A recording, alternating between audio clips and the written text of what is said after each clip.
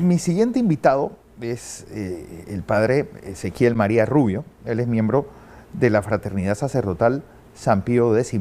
Esta unidad, esta fraternidad que nace posterior al Concilio Vaticano II, que el Concilio Vaticano II al final fue muy liberal para los conservadores y muy conservador para los liberales. Bienvenido, padre. Y bueno, están aquí. Y es algo que ha resucitado el propio Papa León con esa carta manifiesto, replicada, por cierto, por Monseñor Ulloa en Panamá. La posición de ustedes en la fraternidad. Bienvenido y buenos días. Muy buenos días, Fernando. Muy buenos días, el auditorio.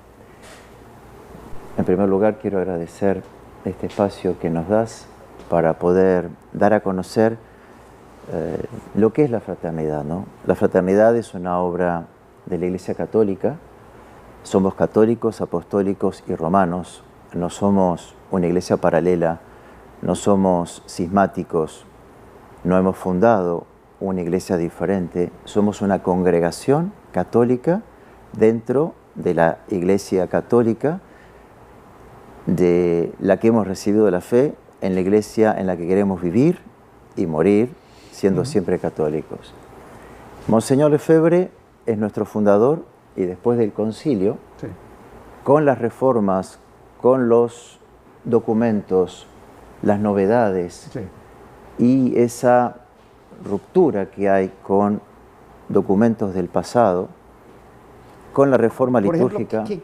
Sí, porque al final leí hace unos años la biografía de Pablo VI y tal vez la participación del ala conservadora católica en el Concilio Vaticano II.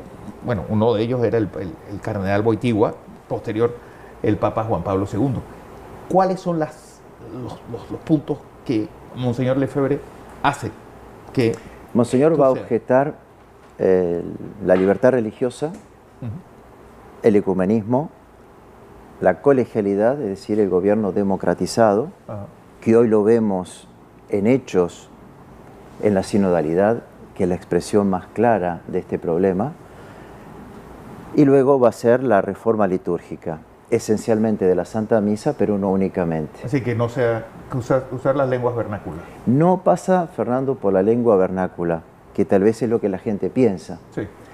La Misa Nueva no es una traducción en una lengua vernácula, sí, aquí en español, en otro país en el idioma particular, sino es un cambio de oraciones.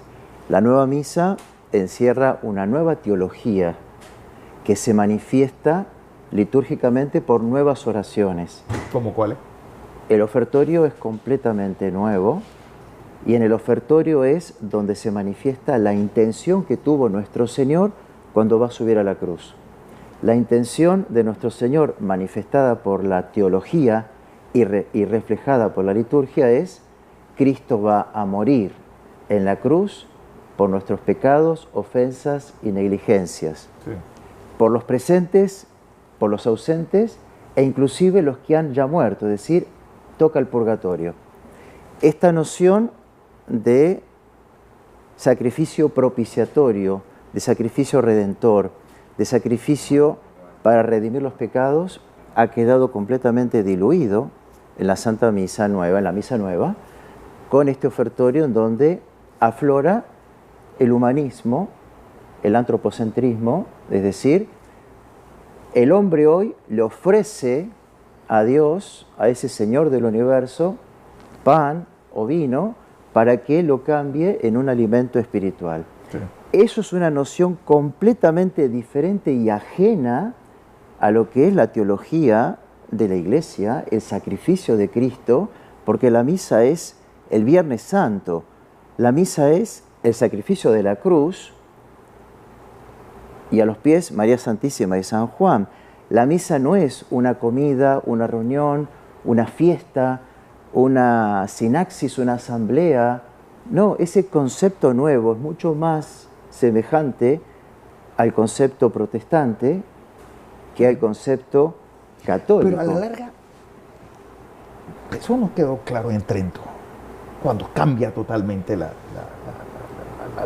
propia sustancia de la misa. No, Fernando, porque Trento lo que hace, y particularmente es, Trento va a definir dogmáticamente los cánones de la misa. ¿Por qué? Porque aparece la herejía protestante, aparece Claro, Martín en Lutero. Trento hubo protestantes incluso. Entonces, Trento lo que va a hacer en el concilio es reafirmar el dogma católico.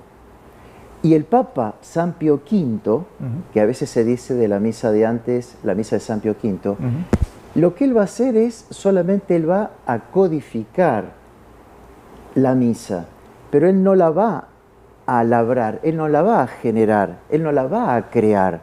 Él lo que va a hacer es, la misa va a codificarla, Sí. y le va a poner una bula a perpetuidad, quo primo tempore, de tal manera que de ahí en más, cualquier sacerdote que la va a poder rezar sin tener un problema en la conciencia, le hace pecado, ni incurrir en ninguna censura. Es decir, la misa antigua, la misa de siempre, la misa apostólica, la misa de San Pío V, goza de una bula a perpetuidad por el cual todo sacerdote puede rezarla sin incurrir en pecado ni caer en una censura. Y ahí están las contradicciones. Una de las grandes persecuciones es que nosotros rezamos la misa de antes y esa misa no se puede rezar. Eso es falso. El mismo Papa Benedicto XVI reconoció que la misa llamada de San Pío V nunca fue abrogada. Pero es decir, siempre siguió existiendo. Existió y sigue existiendo, porque al fin y al cabo está el motu propio de Benedicto XVI. Es decir, Pío X, ¿por qué? Es el Papa del Rerum Novarum, que tal vez la encíclica más, yo creo que una de las más novedosas y una de las mejores de toda la historia de la Iglesia Católica. Sí, las cosas nuevas. Por eso, pero tenés Rerum Novarum de León XIII, de León XIII, sí. Previo. Bueno, pero ahí está la doctrina social de la Iglesia. Claro que sí, así como tenés la doctrina social de la Iglesia del Papa León XIII, vos vas a tener una encíclica de San Pío X, nuestro santo patrono, en contra del modernismo, la llamada Pascendi, así como vas a tener de Pío XI la encíclica Mortalium Animus, sí, contra el comunismo. El punto es... También una contra el fascismo, que hay que decirlo también. Hay de todo, digamos, en el magisterio de la Iglesia, aquellos abusos que hayan podido prestarse en la doctrina, porque de hecho también están documentos que van girando a la cuestión política. Pero la pregunta es decir, ¿cuál es el estatus de ustedes en este momento? Porque de repente León, el Papa León, ha sacado pues esta situación de hay un decreto en contra de nosotros, en contra de ustedes, llamado un decreto de excomunión. Pero lo que da pena es que no se haya publicado que la congregación, la Fraternidad Sacerdotal San Pío X... ¿Cuántos miembros tiene? Sacerdotes 700, hermanos 300, religiosas 400.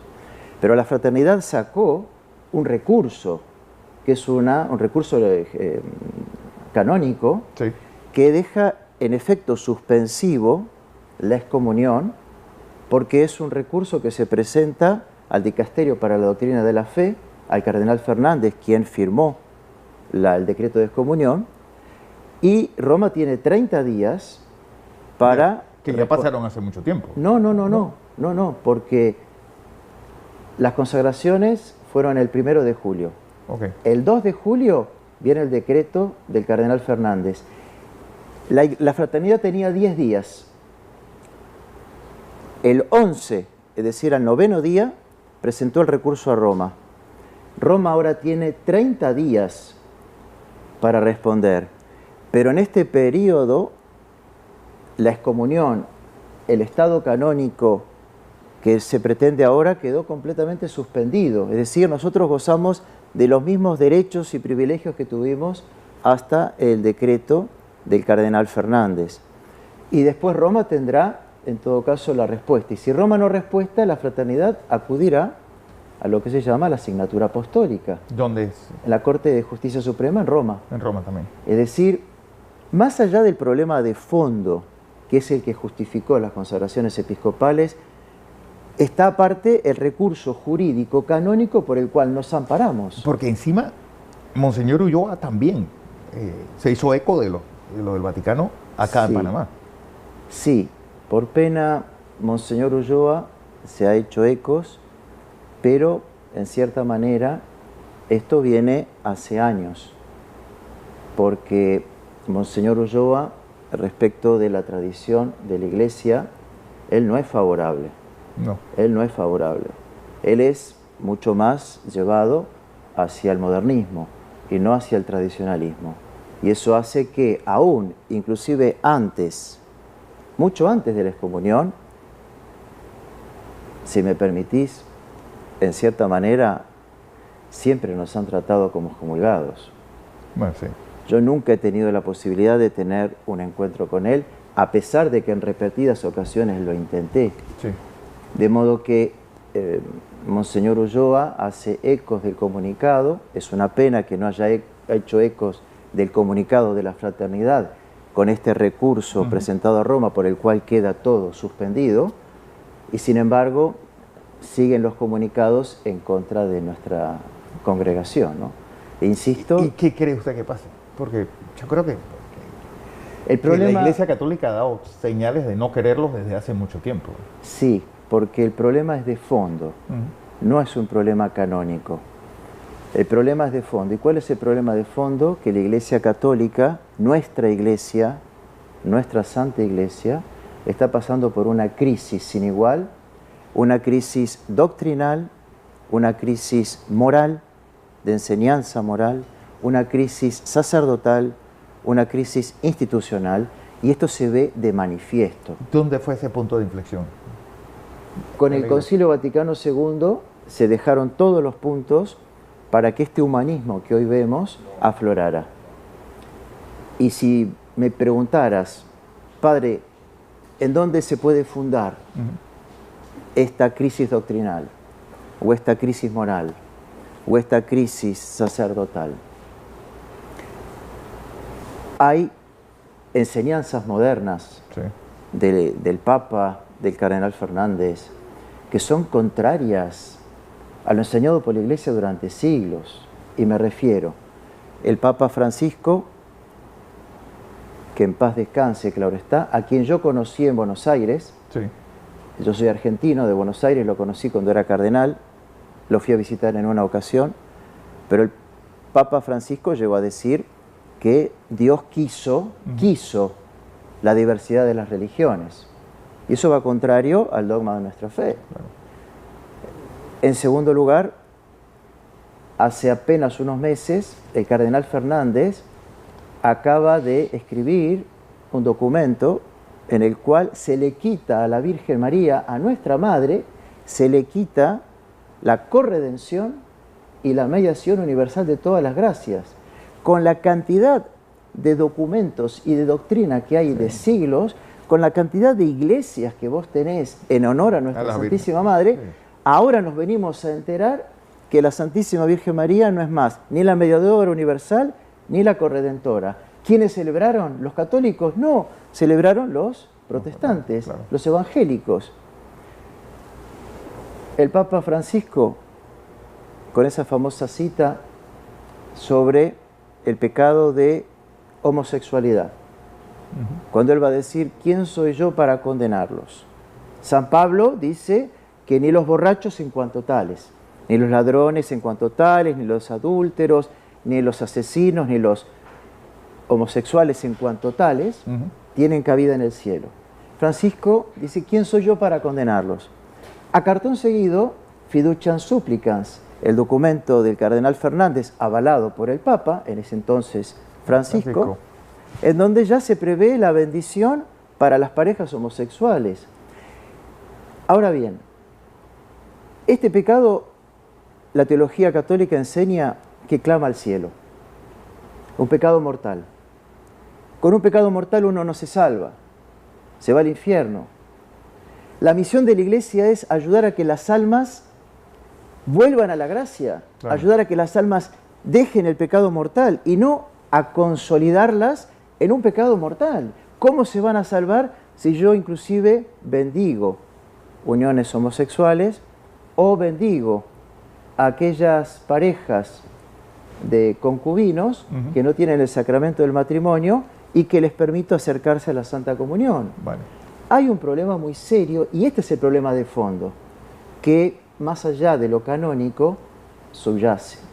Vamos a ver en qué termina todo esto. Padre Ezequiel María Rubio, pues miembro de la Fraternidad Sacerdotal San Pío X.